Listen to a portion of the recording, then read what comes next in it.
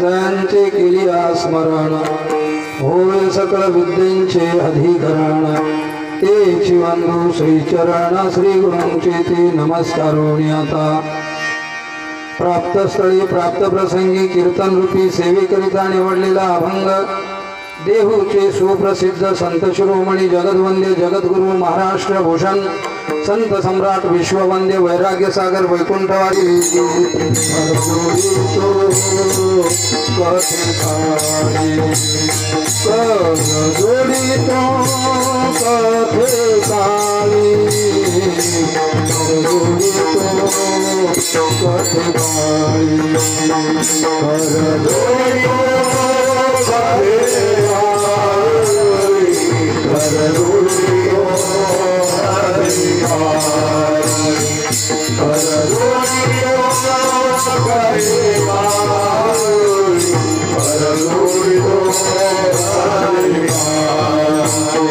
आपण आसावे गवळी आपण आसावे गवळी आपण आसावे गवळी करजोडी तो कथे काळी करजोडी तो कथे काळी करजोडी तो कथे काळी करजोडी तो कथे काळी आपण आवे गवाळी आपण आवे गवाळी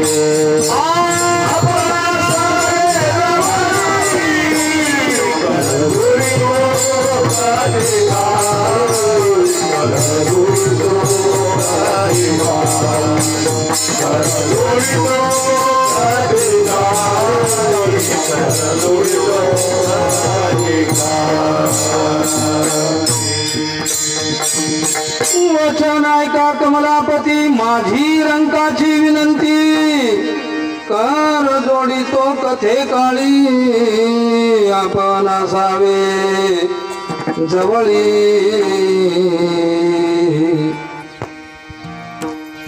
जन्माला आलं की मरावं लागतं आणि मेलं की जन्माला यावं लागतं हा या सृष्टीचा काय आहे नियम आहे कायदा आहे मग तो कोणीही असो कुठल्याही जातीचा असो पंथाचा असो पुरुष असो स्त्री असो विद्वान पंडित अधिकारी अनाधिकारी पदाधिकारी गरीब किंवा श्रीमंत इथं आलं की मरायचं आहे आणि मेलं की जन्माला यायचं आहे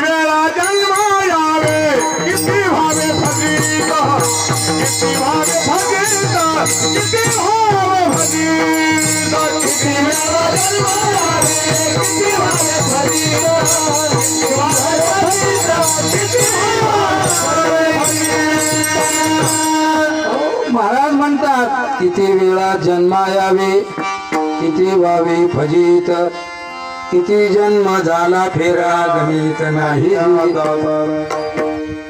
नियम आहे सृष्टीचा आद्यगुरु शंकराचार्य लिहितात पुनरपि जननम पुनरपि मरणम पुनरपि जननी जठरे जन्माला आलं की मरायचं आहे मेलं की जन्माला यायचं आहे मग सत्ताधीश असेल, श्रीमंत असेल, सौंदर्य असेल, तारुण्य असेल, इथं आलं की जायचं आहे. सत्ताधीश, आपली सत्ता किती आहे? आपली सत्ता कदाचित आपल्या घरापुरती असेल, एखाद्याची कदाचित गावापुरती, तालुक्यापुरती, जिल्ह्यापुरती, राज्य असेल, देशाचा प्रतिनिधी असेल एखादा. पण विश्वाचा जो कर्ता आहे, जो सत्ताधीश आहे, तो स्वतः सांगतो अर्जुना, 9व्या अध्यायातला 18वा श्लोक, गतिर्भर्ता प्रभु साक्षी निवास शरणम सुहृत प्रभ प्रलयस्थानम निधानम बीजमव्ययम. श्लोकावरच्या ओव्या सुंदर आहेत. ज्ञानोबरा ओव्या टाकताय. म्या बोलविल्या वेदू बोले, म्या चालविल्या सूर्यू चाले, म्या हलविल्या प्राणू हाले, जो जगाती चालिता. अशी ज्याची सत्ता आहे त्याला सुद्धा मरावं लागतं. हा सृष्टीचा काय आहे? नाथ महाराज वर्णन करतात. येत नाही उरो आले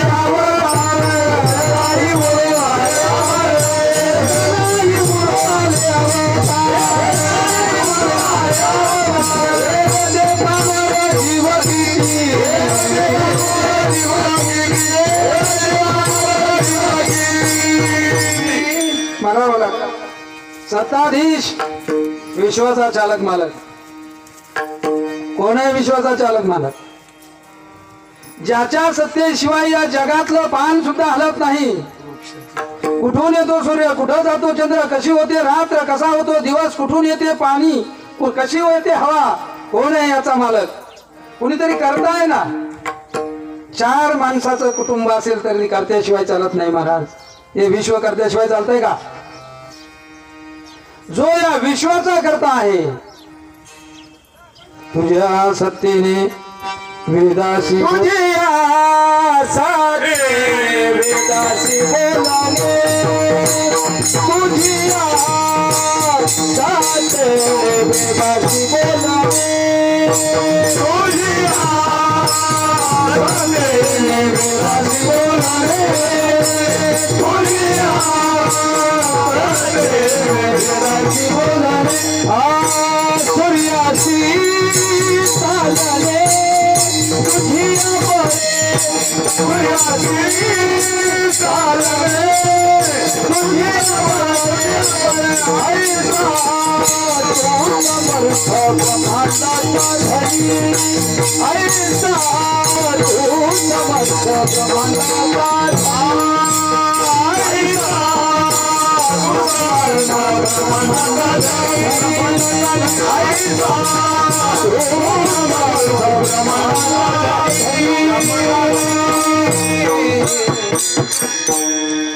तुझ्या सत्तेने वेदासी बोलणे,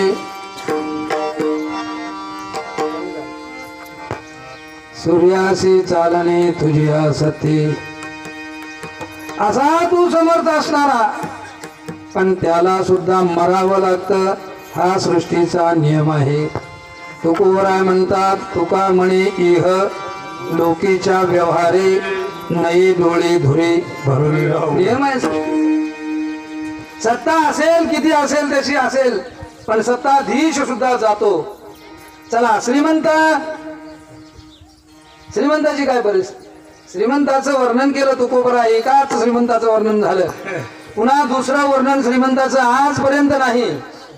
ज्या अर्थी एकच वर्णन झालं त्यानंतर पुन्हा दुसरं श्रीमंतीचं वर्णन नाही. अर्थात तसा श्रीमंत दुसरा अजून नाही, असा त्याचा अर्थ. 350 वर्षापूर्वी तुकोबरा आहे त्या श्रीमंताचं वर्णन करतात.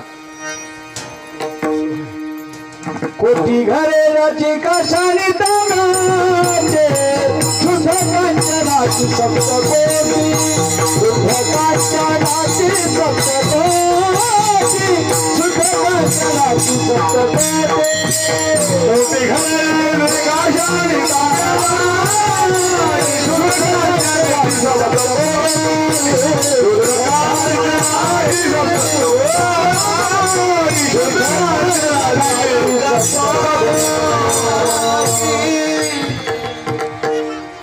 कोटी घरे जेथे काशा आणि तांब्याची शुद्ध कांचनाची सप्तकोटी 7 कोटी घर ज्या रावणाची शुद्ध सोन्याची आहेत त्याच्या घरातले भांडे मातीचे असतील का हो? घर सोन्याचे भांडे असेल का असं?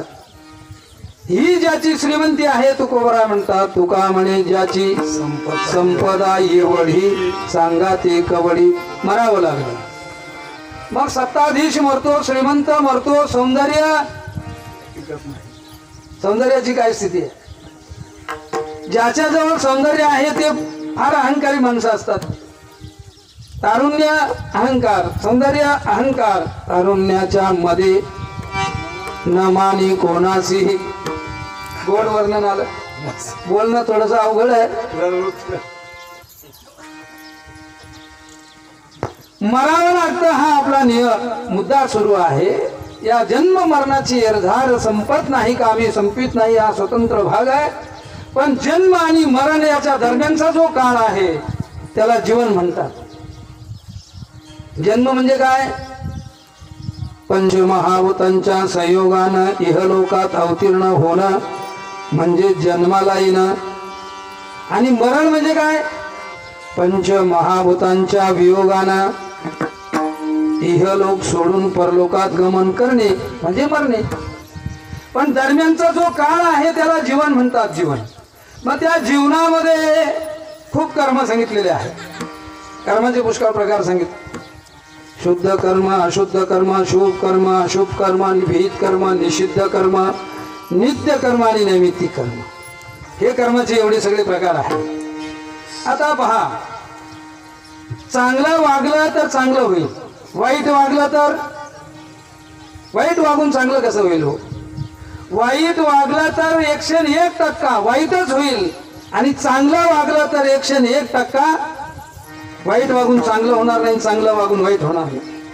हुलगे पेरले तर गहू येतील. गहू पेरलेत हुलगे आणि हार्वेस्टर घेऊन आला. विठाला विठाला विठाला. हुलगे पेरले तर हुलगेच येणार आहेत, गहू पेरले तर गहूच येतील. मग कर्म चांगलं करावं. मग ते शुभ अशुभ, शुद्ध अशुद्ध, विहित निषिद्ध पुष्कळ प्रकार आहेत. पण सरळ सरळ एक मुद्दा सांगून जातो. बुद्धी भगवंताने सगळ्यांना दिली. मुंगीपासून ब्रह्मदेवापर्यंत बुद्धी सर्वांना दिली. पण बुद्धियोग मात्र कुणी एकाला दिला. 10व्या अध्यायाच्या 9व्या श्लोकावर बोलताना भगवंताने सुंदर वर्णन केलं. हे अर्जुन, बुद्धी तर मी दिली सर्वांना, पण बुद्धियोग मात्र मी त्यालाच दिला. 9वा श्लोक 10व्या अध्यायातला. तेषां सततयुक्तानां भजतां प्रीतिपूर्वकं ददामि बुद्धियोगं तं मामुपयान्ति ते. अर्जुना, अरे बाबा, मी त्याला बुद्धी दिली. कुणाला? तेषां सततयुक्तानां. बुद्धियोग त्याला दिला. बुद्धी सगळ्यांना दिली ब्रह्मदेवापर्यंत, मुंगीपासून. पण बुद्धीचा वापर कुणी कसा करायचा हा स्वतंत्र भाग आहे. तुमच्या बुद्धीचा उपयोग तुम्ही काय करायचा हा तुमचा स्वतःचा प्रश्न आहे. माझ्या बुद्धीचा उपयोग मी काय करायचा हे मला तुम्ही सांगणारे कोण? बुद्धीचा उपयोग बुद्धी सगळ्यांना दिली. बुद्धीचा वापर करण्याची बुद्धी ही स्वतंत्र प्रत्येकाला दिली. आता आपल्याला बुद्धी दिली, आपल्या बुद्धीचा वापर आपण काय करतो? ज्ञानोबराय सांगतात, बुद्धीचं वैभव ते आहे. एकाकेश राज सकला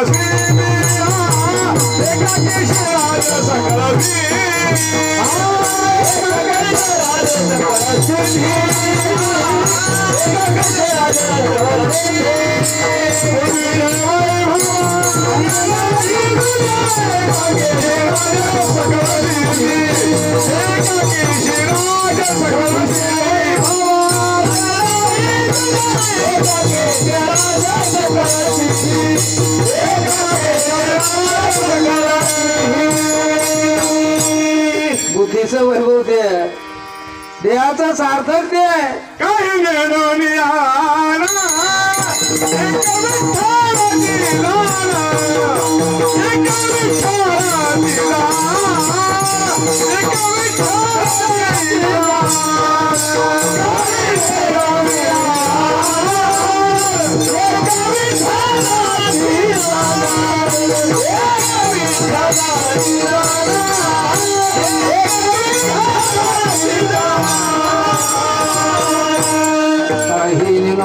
आन एक विठ्ठलाची जाण.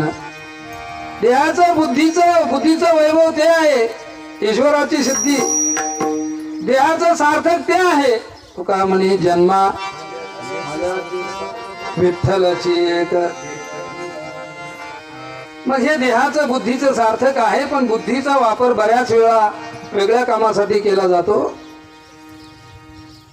मग बुद्धीचा वापर शुभ अशुभ शुद्ध अशुद्ध विहित निषिद्ध याकरता करावा.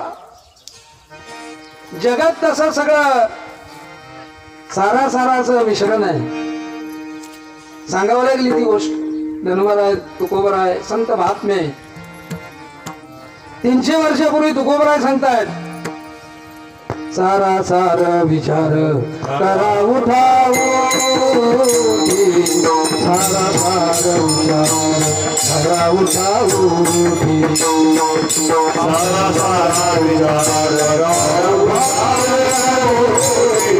सारा सारा विचार करा उठावो. नाम धरा कंठी विठोबाचे विठोबाचे, सारा सारा विचार करा उठावो, सारा सारा विचार करा उठावो.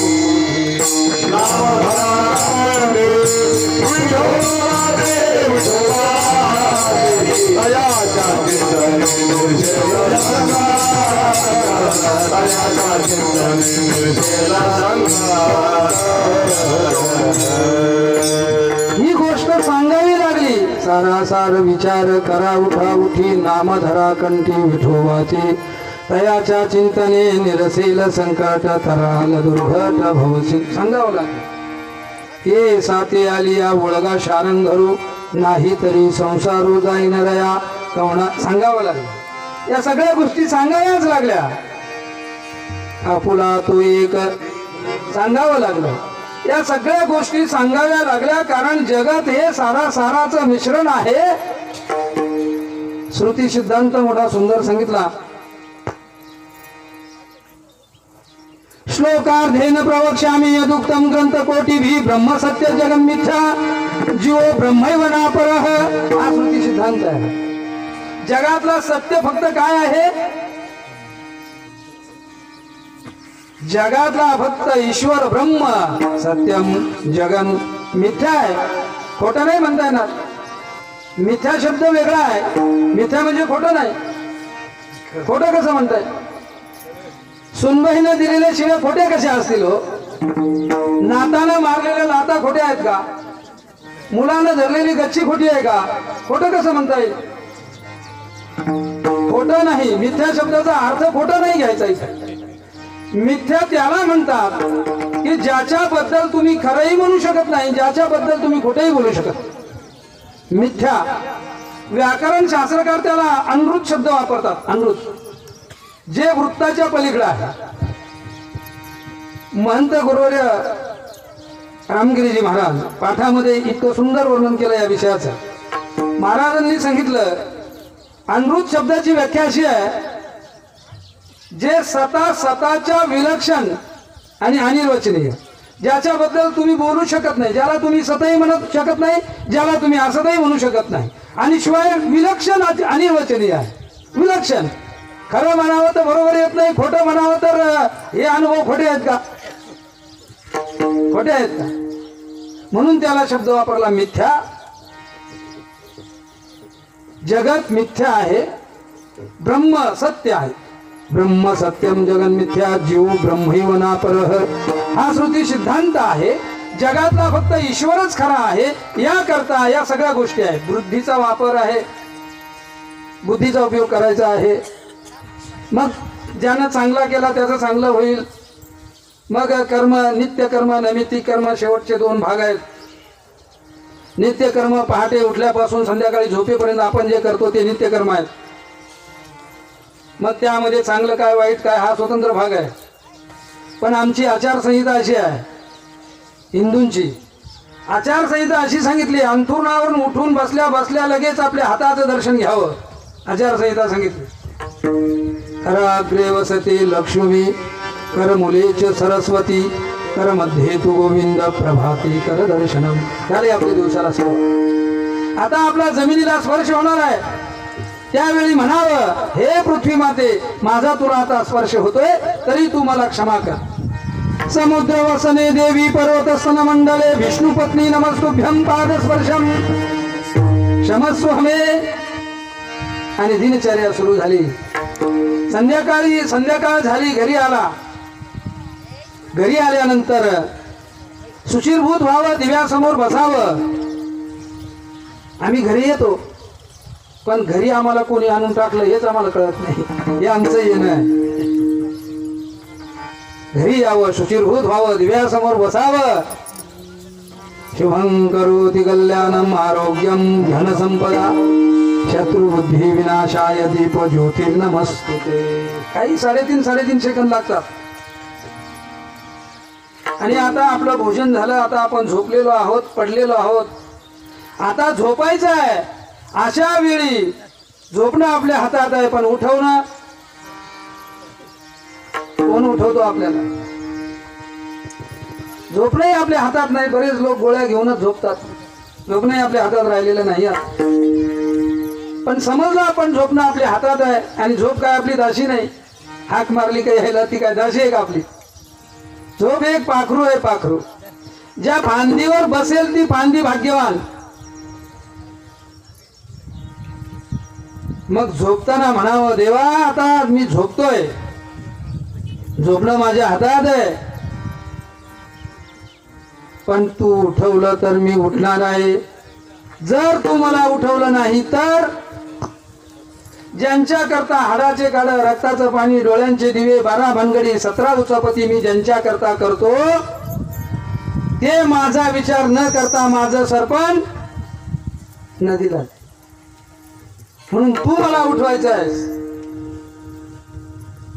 श्रीकृष्णाय वसुदेवाय हरे परमात्मने प्रणत क्लेशनाशाय गोविंदाय नमो नमः. 4 श्लोक झाले. 3.5 सेकंद एका श्लोकाला लागतात. मिळून 4 श्लोकाला किती झाले? 14 सेकंदाचं काम आहे. किती? फक्त 14 सेकंदात एवढी आचारसंहिता आपण पूर्ण करू शकतो. आणि ही आचारसंहिता जो पाळतो ना, त्याला काहीच गरज करण्याची दुसरी गरज नाही. बस एवढं केलं त्यानं खूप झालं. चला, मी तुम्हाला नित्यकर्म सांगत होतो. आता नैमित्तिक कर्मामध्ये 3 प्रकार आहेत. एक आहे जयंती, एक आहे पुण्यतिथी, आणि तिसरा आहे श्राद्ध. जयंती सर्वांनी करायची. कुणाची करायची? कुणाची करायची? जयंती कुणाची होते? जयंती त्याची होते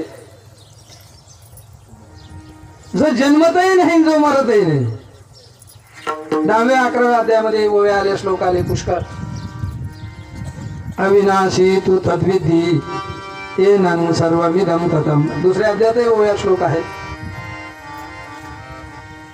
नैनं शुदन्ति शस्त्राणि नैनं दहति पावकः न चैनं क्लेदयन्त्यापो न शोषयति मरुधः.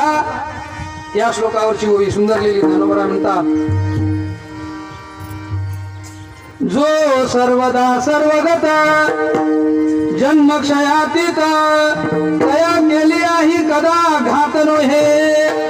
जो काल होता, जो आज आहे, जो उद्या असणार आहे, असं जे एक तत्व आहे, वर्तमान भूत भविष्य तीनही काळात ज्याचा बाध होत नाही, त्याला म्हणतात ईश्वर. आणि त्याची होती जयंती. मग ज्या देवाला शरण तुम्ही आम्ही सर्वांनी त्याची जयंती साजरी करायची आहे. का करायची आहे तो स्वतः सांगतो. वर्णन आलं 12व्या अध्यायातला 7वा श्लोक. तेषामहं समुद्धरता मृत्यू संसार सागरात भवामी न चिरात पार्थ मय्या वेशित चेतसाम. हे अर्जुना, माझा सगुण उपासक, माझ्या सगुण रूपाची जे उपासना करतात किंबहुना जे माझे भक्त आहेत, त्या माझ्या भक्तांना मी या जन्म मरण रूपी संसार सागरातून तारून नेतो. म्हणून जन्म मरणाची येरदार संपवायची आहे. म्हणून शरण जीवानं देवाला जावं का जीवाला जावं? शरण कुणी कुणाला जावं? शरण जीवानं देवाला जावं का शरण जीवानं जीवाला जावं? हा, बरं वाटतं, आम्हालाही सांगायला बरं वाटतं, तुम्हाला ऐकायला बरं वाटतं, पण तसं कोणी करीत? शरण ज्याला जायला पाहिजे त्याला जात नाही, नको त्याला गेल्याशिवाय का रे तुकोबरा म्हणतो, का रे दास होसी संसाराचा. सेवक झालो आम्ही, पण ज्याचे व्हायला पाहिजे त्याचे होत नाही आणि नको त्याचे झाल्याशिवाय राहत नाही. देवाच्या शरणांगतीत आनंद आहे, प्रमाण खूप आहेत. अवघेची त्रैलोक्य सर्व सुख ल्यालो सर्व अलंकार आनंदी निर्भर डुल्लत असो. पण प्रक्रिया आधी सांगितली, सदा नाम घोष. काय प्रक्रिया आहे?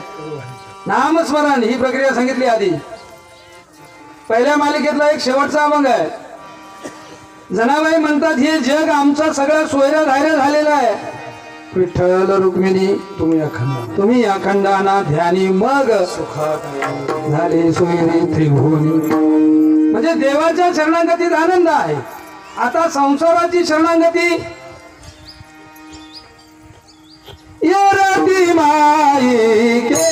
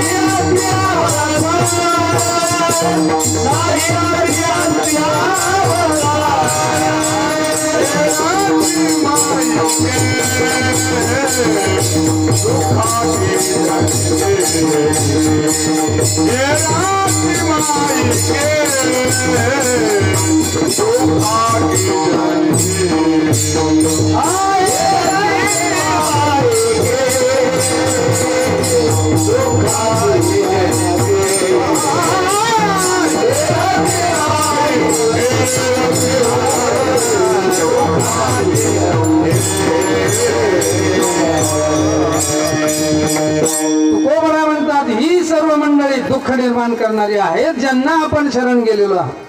तेरती माईके दुःखाची जनिती नाही अभियंती अवसा.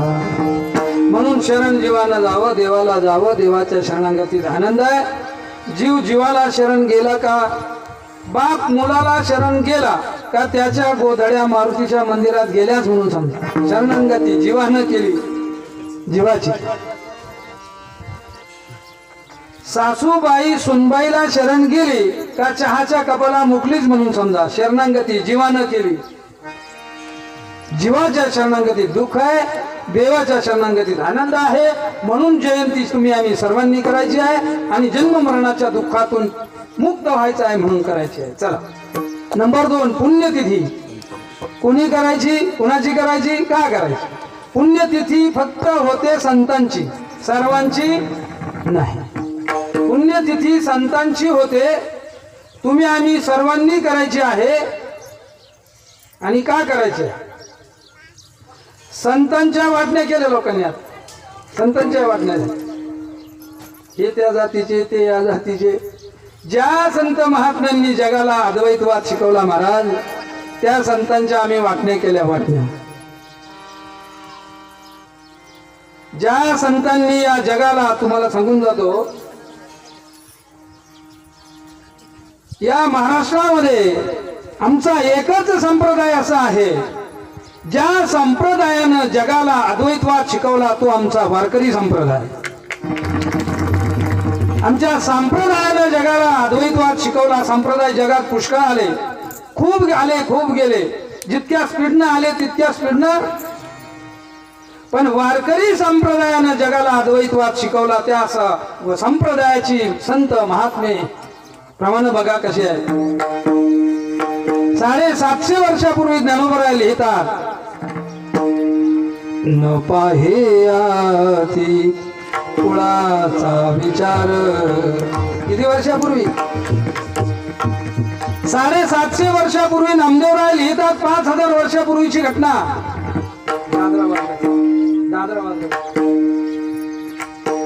भगवान श्रीकृष्ण परमात्म्याच्या सेवेत असणाऱ्या गवळणी किती जातीच्या होत्या. थकविल्या गवळणी एक संगतीनं मराठी कानडीया, एका मुसलमानी कोकण गुजरणी, ऐशा पाची जणी थकविल्या गवळणी,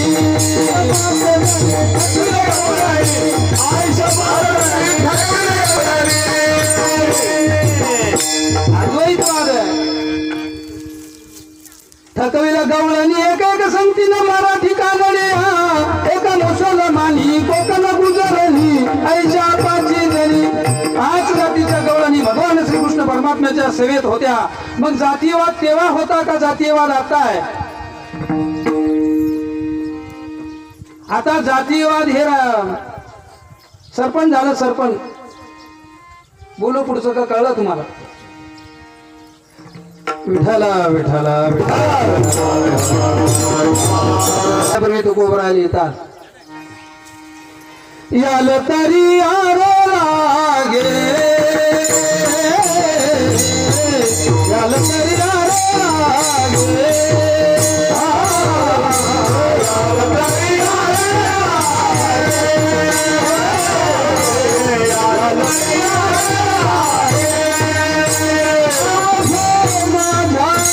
मागे मागे अवघे माझ्या मागे मागे, आधी देत भारी, आधी देत भारी, आगे माझ्या मागे, आगे माझ्या मागे मागे, आधी देत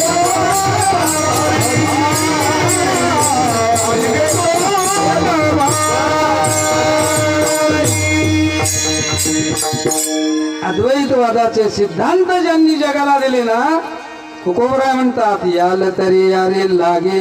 लागे म्हणजे एकत्र या, सर्वांनी या, एकाच झेंड्याखाली या. हिरव्या निळ्या पिवळ्या तिरंगी जांभळ्या जमणार नाही.